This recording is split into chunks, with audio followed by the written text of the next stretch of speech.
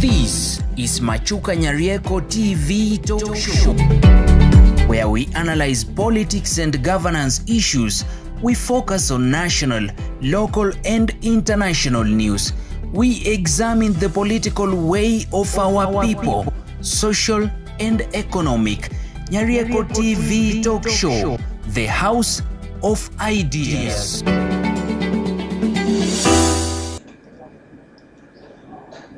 Ladies and gentlemen, good evening. Kindly allow me to begin this episode by asking this general question. What is the mystery behind Gachagua's silence on or since Raila Odinga was buried? So that will be the question that will guide our discussions today. And to begin with, I will ask further questions that ought to be answered in a few minutes to come. The first one is, why has the Deputy President Rigathi Gachagua maintained unusual silence and low profile following the death of Raila Odinga, unlike his usual focal public persona?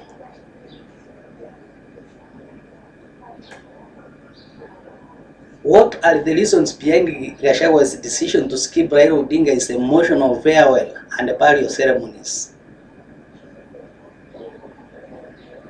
How do Gachagua's political allies and opponents interpret his absence and silence in the Raila's passing?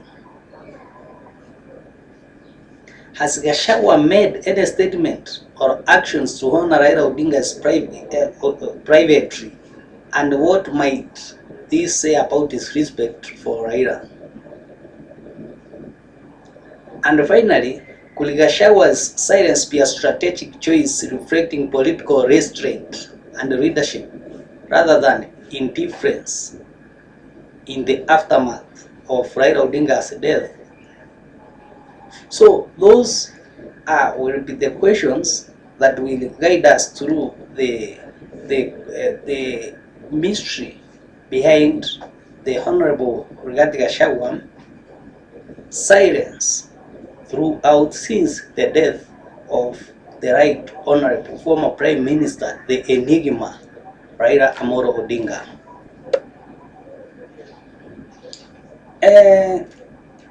It is known, or it is in record, that the Honorable Rigathi Gachagua does not keep quiet or does not shy off when it comes to the matters of national importance. In this case, the death of Raila Amolo Odinga is a matter of national significance because he's a man who is well known for his fight for democracy in Kenya as well as Africa. So one would expect that Rigathi Gachagua will not give a low profile, and now that Rigathi Gachagua remains to be the undisputed leader of opposition,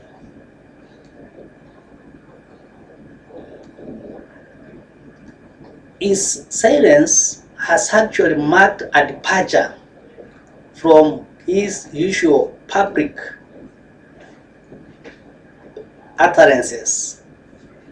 Apart from him sending a message of condolence on social media, the man has extremely kept quiet. What could be the reason behind this? And this brings me to the second question. Why did Gachagua skip Raila's memorial and burial ceremonies, that is including the viewing of the body and the state funeral?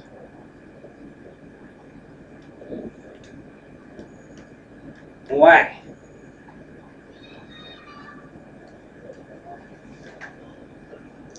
There is a possibility that Rigathi Gachagua had been or was being haunted, and he probably kept off these functions because of the need to ensure that the value went on smoothly and there are no tensions. Remember that during the impeachment of Rigathi Gachagua, largely the ODM followers did vote him out. So, and there's also that aspect that makes it appear that there is tension between him and the ODM party. His absence and silence have caused speculations among many political allies and opponents. Some people tend to see that it is a strategic way to show respect in mourning, while others see that it is politically motivated because of the issues of the impeachment that I've talked about, because of probably the comments of his close allies. No, some of his close allies have been making comments which are disrespectful to the ODM and to the leader. So because of this, there is a possibility that he also planned to keep away so as to make sure that there's no tension. And personally, I feel that as an upcoming political leader, Rigathi Gachagua was much touched than many people may think, because the respect, he had a feeling, or most people in the opposition had a feeling, that Raila was coming back to the opposition before 2027, and therefore by Raila's death, Gachagua could have been also shocked. No, many people may think that he is happy, or his community is happy, but there is no one who can be happy about another person's death, and simply because of politics. Because politics is all about what is put on the table at a given time. So just the undisputed king, Rigathi Gachagua, him, like many other leaders, could also bargain with Raila Odinga and making probably join their team, because Rigathi Gachagua believes that he comes from a region that is rich in numbers, and the numbers is what matters when it comes to politics. Rigathi Gachagua is known for making noise. He's actually a noise maker. He is the leading person in making noise, though in most cases his noise is full of wisdom and truthfulness. Probably the only thing I differ with Rigathi Gachagua as a person is when he talks of regionalism. so much when he focuses on a given region. I know, and I don't dispute, because that is his belief system, that if I single down on this region and the other person singles down on the other region, that in that manner, then we come together and do something, we will have a win. But sometimes it tends to, because of the perception of the opponents, it makes it appear to be some kind of ethnic, but is largely is 99.9% light in what he says. So if I talk of 99.9%, it means it is 100%. He's a man of words which are full of wisdom and truthfulness, and probably that's why many don't like him. But can this really explain why the Honorable Gachagua has been absent, has skipped events related to regarding Gachagua? There are those who believe that the moment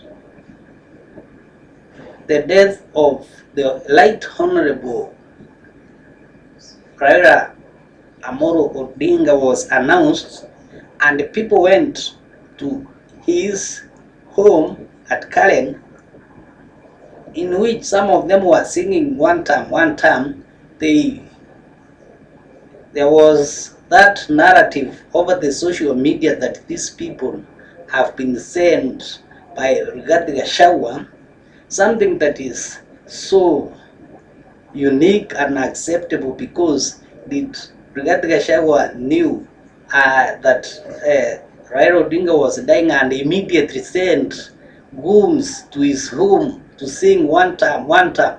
So some of these comments may have put him away, because him being a former public administrator, actually was spending most of his time in life, you will find that if he goes there, he can actually be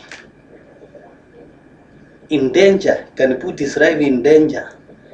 If the crowd was uncontrollable, whereby we have the military, we have the police, all the security apparatus, but these security apparatus were overrun by the crowd, what happens if he went there and there is some social media circulation that is the one who has sent goons to sing one word?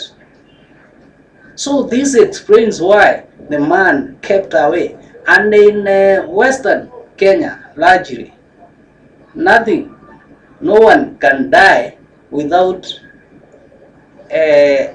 anyone, without another person being associated to his death. And probably this one could have been a very good chance whereby he could have been associated.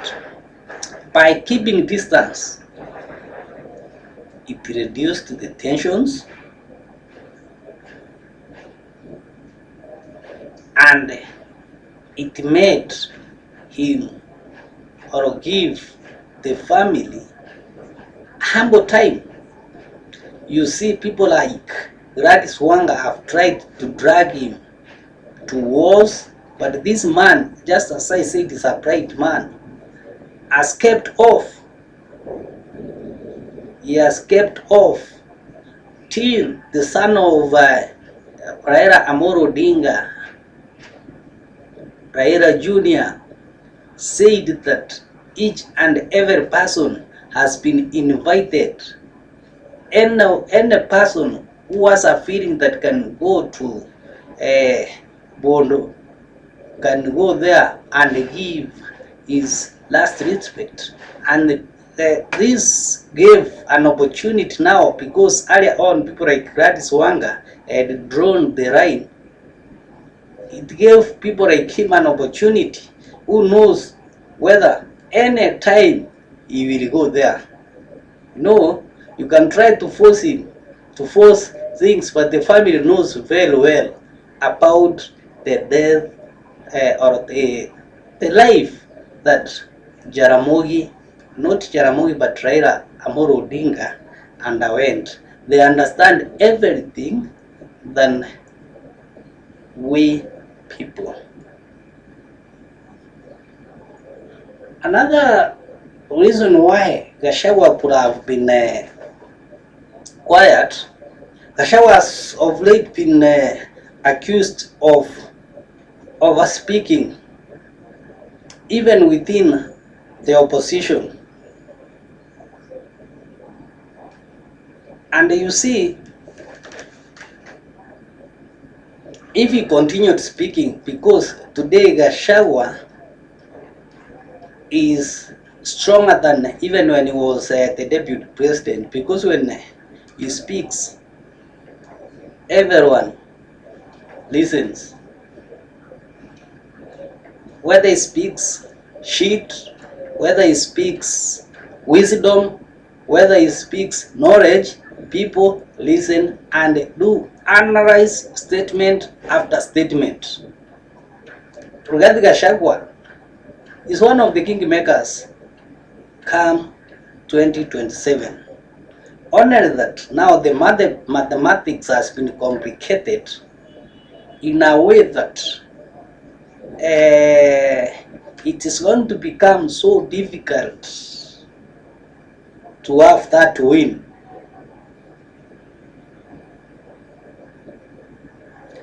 Because if ODM joins UDA, there is a possibility now that we will have 50-50. Unlike before, if ODM joined the opposition,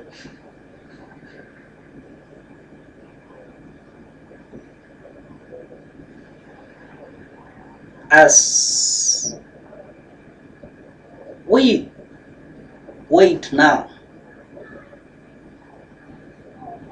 I'm very sure that Gachagua's team is preparing how Gachagua will come back to the political realm once again without controversies.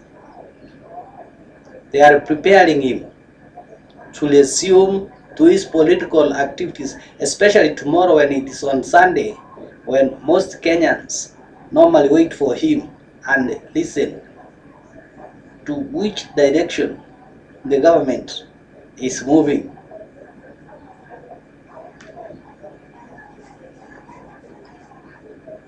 Thank you so much. Kindly, if you find this video or this discussion interesting, subscribe, give it a like, share, give your comment, and through that you greatly assist this channel. Thank you and have a pleasant weekend.